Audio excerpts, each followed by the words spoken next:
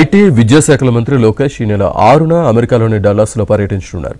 TDP అధినేత చంద్రబాబును అక్రమంగా అరెస్ట్ చేసినప్పుడు సంఘీభావంగా నిలబడడమే కాక గతేడాది ఎన్నికల్లో కూటమి విజయానికి శ్రమించిన ప్రవాసాంధ్రుల్ని కలిసి ధన్యవాదాలు తెలుపనున్నారు.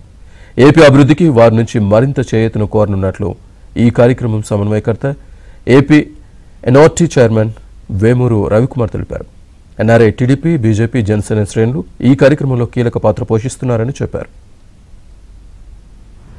మంత్రివర్యులైనటువంటి మానేసి శ్రీ నారా లోకేష్ గారు డాలాస్ పర్యటన సందర్భంగా ఈరోజు ఇక్కడ తెలుగుదేశం కార్యకర్తలు అలాగే జనసేన మరియు కూటమి సభ్యులైనటువంటి బీజేపీ కార్యకర్తలు అందరూ సమావేశమై ఆ కార్యక్రమానికి సంబంధించిన విధి విధానాల గురించి చర్చించుకొని దానికి సంబంధించిన ఫ్లైయర్ ని లాంఛనంగా ప్రారంభించడం జరిగింది.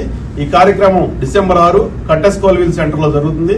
సుమారుగా 10,000 మంది అంచనాతో ఏర్పాట్లు జరుగుతున్నాయి. కాబట్టి అందరూ ఈ కార్యక్రమానికి వచ్చి జయప్రదం చేయవలసిందిగా తెలుగుదేశం శ్రేణులు, జనసేన శ్రేణులు, బీజేపీ శ్రేణులు కోరటం జరుగుతుంది. డెలాస్ సభలో ప్రవాసులను ఉద్దేశించి లోకేష్ ప్రసంగిస్తారని వెల్లడించారు. అమెరికా, కెనడాల నుంచి 8,000 మంది ప్రవాసులు హాజరవుతారని అంచనా వేస్తున్నామన్నారు. రాష్ట్ర ఆర్థిక ప్రగతిని వేగవంతం చేసేందుకు తన అమెరికా పర్యటనను వ్యూహాత్మకంగా వినియోగించుకోవాలని లోకేష్ లక్ష్యంగా పెట్టుకున్నారని వేమూరు రవికుమార్ చెప్పారు. అనంతరం 8, 9 తేదీల్లో శాన్ ఫ్రాన్సిస్కోలో పలు కంపెనీల ప్రతినిధులతో లోకేష్ భేటీ అవుతారని చెప్పారు. కార్యక్రమం డిసెంబర్ 6 కట్టెస్ కోల్విల్